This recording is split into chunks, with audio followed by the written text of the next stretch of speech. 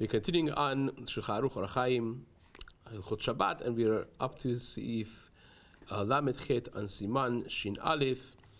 Discussion of going out with the tzitzit that the either the size or the strings of the tzitziot are not proper. Hayotze b'Shabbat b'talit shena metzuyeset k'ilchata. If you go with a talit that is not properly fixed with tzitziot, then it's a problem, because even though that the garment itself could be considered a levush, a malbush, that you're not carrying it, but the tzitziot that are not halachically put on now is considered masoy, that you're carrying them in Reshut Harabim.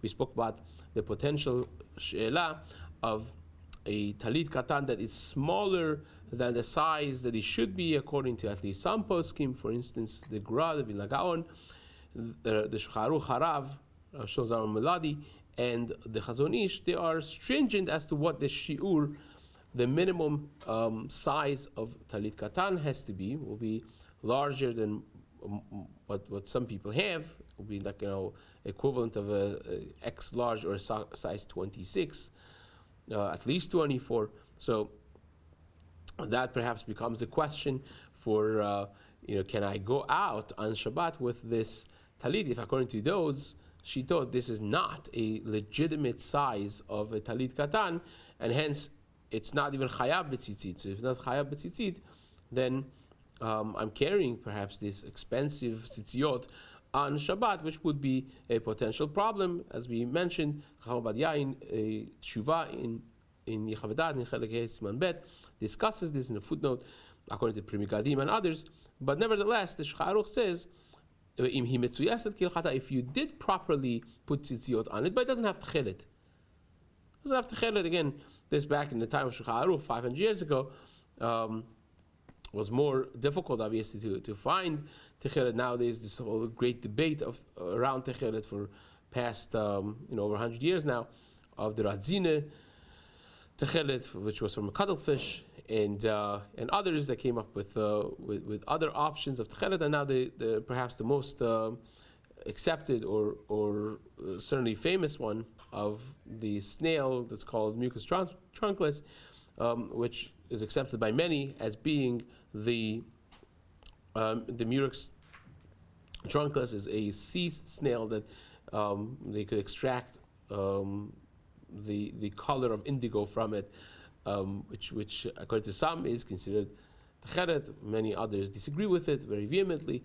So it's like a wonderful and very heated debate on both sides of the aisle. But nevertheless, if you don't have a techeret in it, then it's still mutar to go out, because techeret is not necessarily ma'akiv. It does not stop. There's two separate mitzvot really in the Torah. To have hakara techeret is an additional mitzvah, and if you're not doing it, that still does not take away from the fact that the rest of the tzitziot are valid, and it's not that you're carrying them in the Reshut Harabim. They consider the talit mesuyaset k'ilchata in that way, and will be kasher. Now, that being said, you have to also discuss whether or not on Leil Shabbat you could go out with talit katan, because Laila loves tzitzit. Like, night is not time for tzitzit. So what are you doing wearing a tzitzit at night? Perhaps the strings should be considered now a load, a masoy that you're carrying, not necessarily. This is already an old discussion. The borderline Rishonim already. The Rabbeinu David ben Zimra in Radbaz in his Teshuvot Nechel Gimel discusses this. He brings a machloket of poskim whether or not this is considered something that is mutar or asur. But there are those who say it's asur because of what we mentioned, that is Laila, this is not the time of tzitzit, and there are those who are matir because this is the derech malbush. You wear it the whole time, especially according to those who are concerned with the wording, the words of Ari HaKadosh in Shar Kavanot, that a person should be really wearing talit katan all the time, aside from the time that you go to mikveh or you take a shower, all the time. And you're sleeping at night, even in more sensitive situations, a person should be wearing their talit katan at all times, according to that. So especially according to that, obviously, you have what to rely on. You're doing it for a halachic, quote-unquote, reason, and therefore is not that much of a concern. Especially nowadays that we don't have Reshut Harabim Gimura, according to many poskim, we don't have a full-fledged public domain the way it was in the time of the Midbar, and therefore a person should not necessarily be that concerned with going out at night with their talit katan on. Now, the Shulchan Aruch writes in Seif Lameted, קהילה שיש בה רצועות שמותחין אותה בהם, מותר להתעטף בה ולעשות לרשות הרבים, ואין הרצועות חשובות כמסוי. If you have a sheet which would be used as a cover for the bed, and the way it worked was it had a string that went through the edges, like you have it by pajama pants, and it was like a belt type of thing. You tied it around whatever you wanted to tie it around, and now you want to cover yourself and go to the Reshut Harabim with this sheet. Right? Back in the day, again, the clothing was not like nowadays. It's sewed to your body, to size, and it has sleeves and so on, pockets.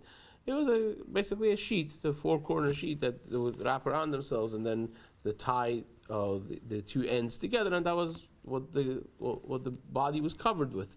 So now imagine you want to, wear this kila, this sheet, and wrap it around yourself as a garment. But the question now is, it has the strings on the edges, the corners, that goes through the pocket that's made in order to be tightening it for what it's made for, which is a tent, a bed cover. But you don't use that right now. So there's this strings in that you're not going to be using. Is that considered that now you're carrying those strings that go around?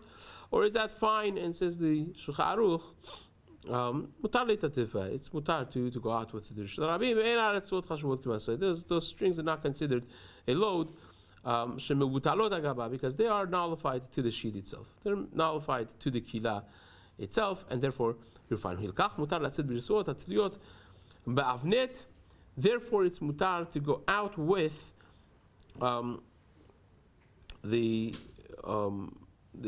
straps that are attached to the avnet.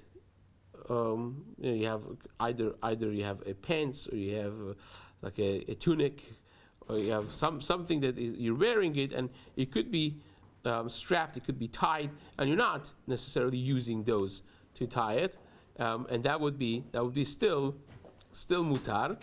Afal pi she'enam haminalim kshurim b'hem, even though that you're not tying the things to it, it will be still mutar. Delo chashivi ubatli agav avnet, because they are batel to the avnet, and therefore it will be mutar to go out with them, even though that they're not tied. Avalim hem shel meshi, but if they are very expensive and chashuv, and they're not batel because they're silk, and back in the day that was like considered extremely expensive and chashuv, then chashivi b'lo batli, then they're not going to be batel, and therefore it would be a problem. If you're not tying the shoes with them to them, again, however the mitziut was in the time of Shulchan Aruch, any other item that has then detached from the garment, one end of it is still attached, one end of it got detached.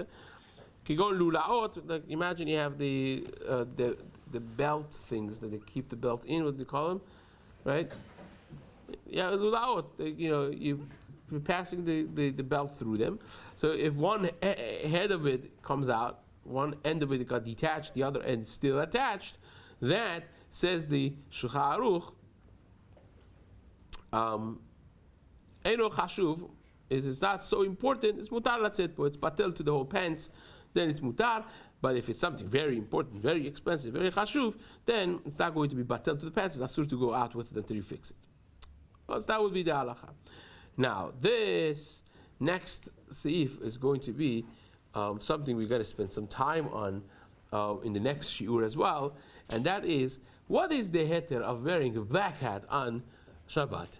Right? You think it's a mitzvah to wear a black hat on Shabbat, right? It perhaps is, but you have to take a step back and say, wait a second, why is this not considered ohel?